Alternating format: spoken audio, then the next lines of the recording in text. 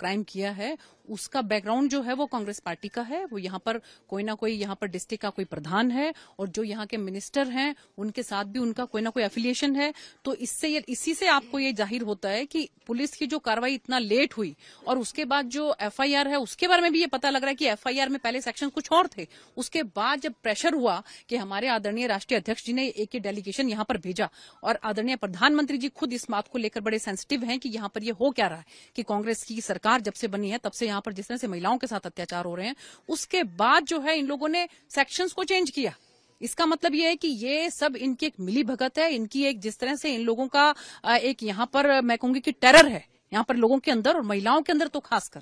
15 kilometre दूर वांटामुरी गांव में दुर्भाग्यजनक घटना हुई है और मुझे लगता है कि इस घटना के बाद सारा देश स्तब्ध है। अगर मैं कहूँ तो अत्युक्ति नहीं होगी और इसी वजह से हम सब सांसद और हमारी अन्य साथी यहाँ मौजूद हैं।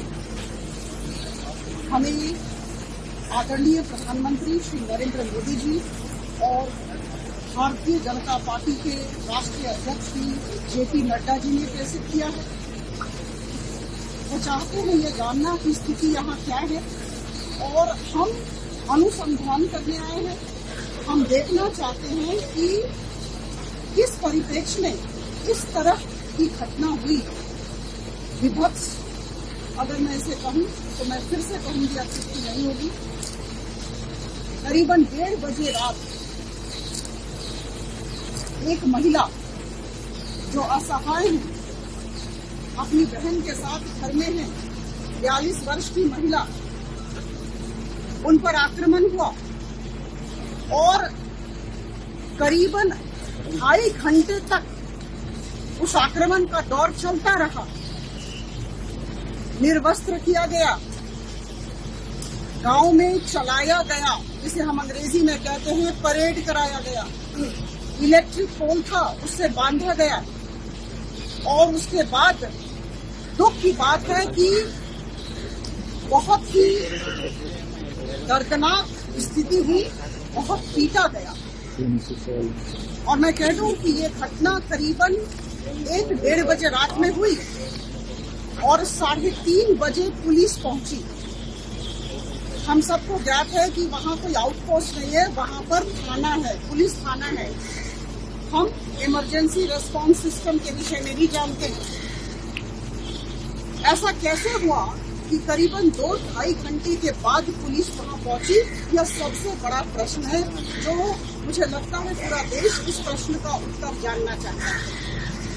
और आप सब जानते हैं कि यह जो गांव है ये करीबन 10-12 किलोमीटर पुलिस स्टेशन से दूर अवस्थित है। तो पहली बात,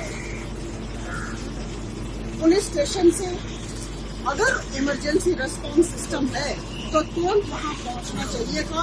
10-15 मिनट लगते, गाड़ी उठा के पुलिस वाले आके वहां नहीं आए। एक दूसरा मैं कह दूं, जो इंस्पेक्टर साहब थे, जो उस पुलिस स्टेशन के थानाधिकारी, वो नहीं आए।